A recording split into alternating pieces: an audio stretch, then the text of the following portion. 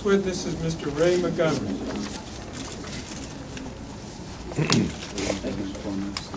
I would like to start out by showing a very brief video clip. It lasts 45 seconds, and so I would ask you all to stay awake for those 45 minutes. Weapons of mass destruction. Lights, please. Before the invasion, listen to Colin Powell in February 2001. He states clearly that there was no threat from Saddam Hussein. He has not developed any significant capability with respect to weapons of mass destruction. He is unable to project conventional power against his neighbors.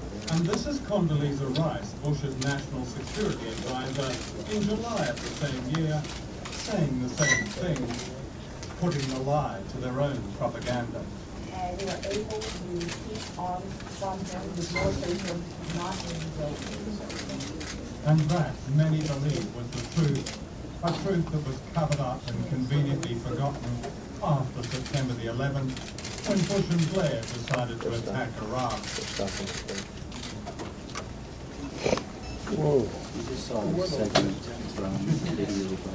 I would ask you to reflect on that.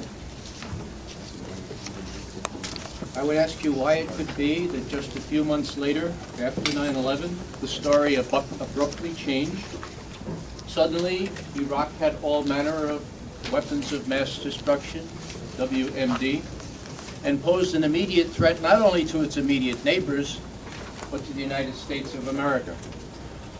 How do you explain that?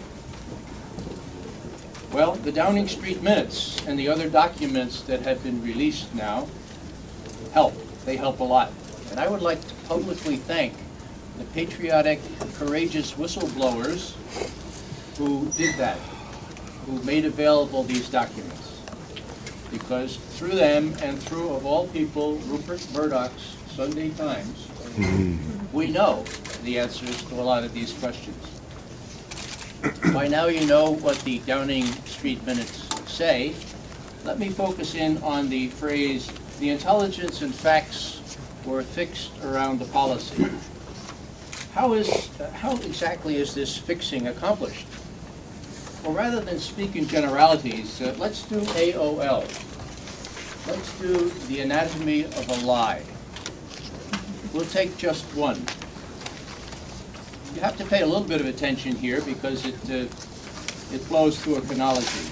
Here's how it works. On August 26, 2002, less than 5 weeks after the briefing at 10 Downing Street, Vice President Cheney gave a major speech in which he said, and I quote, "We now know that Saddam has resumed his efforts to acquire nuclear weapons. Among other sources, we've gotten this from the first-hand testimony of defectors, including Saddam's own son-in-law." This was a lie. Saddam's son-in-law, Hussein Kamil, told us just the opposite when he defected in 1995. Again, he told us just the opposite. You can find it on page 13 of this debriefing report. He said, and I quote, "All weapons, biological, chemical, missile, nuclear, were destroyed," end quote. How did Kamil know this? He was in charge.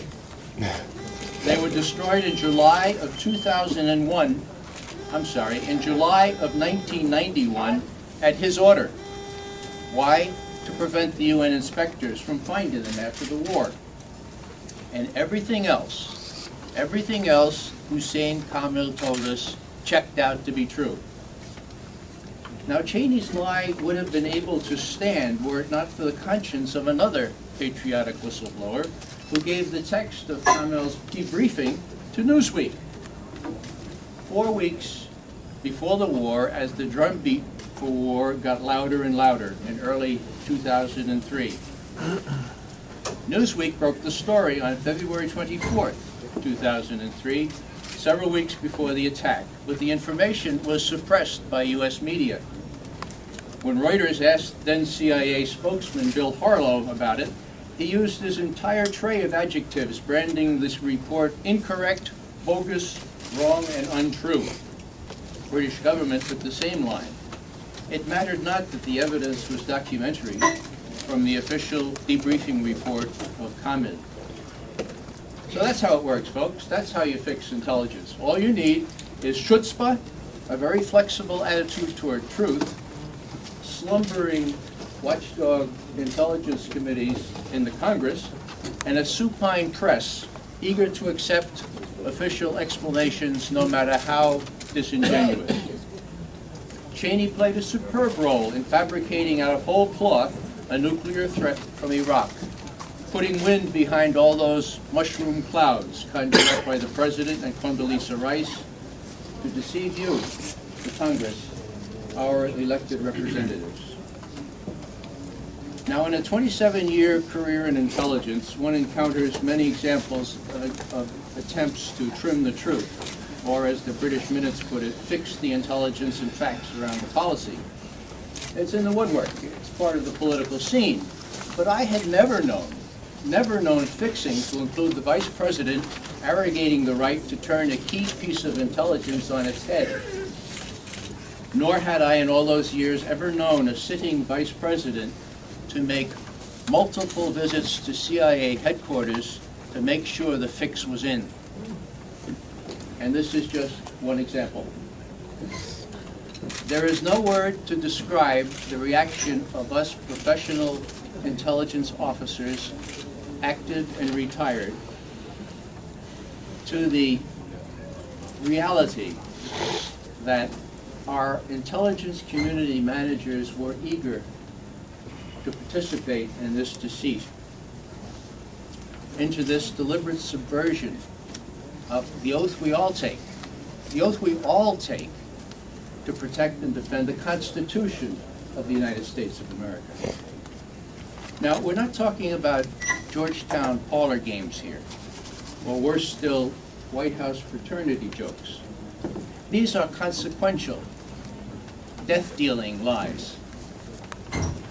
The establishment was all yucking it up at the annual dinner of the radio and TV news correspondents on March 24th, 2004, as photos showed the president looking under the office furniture and around his desk. Are there some weapons of mass destruction here, or maybe they're over there? Ha ha ha! And you all laughed with him, folks. You all laughed with him.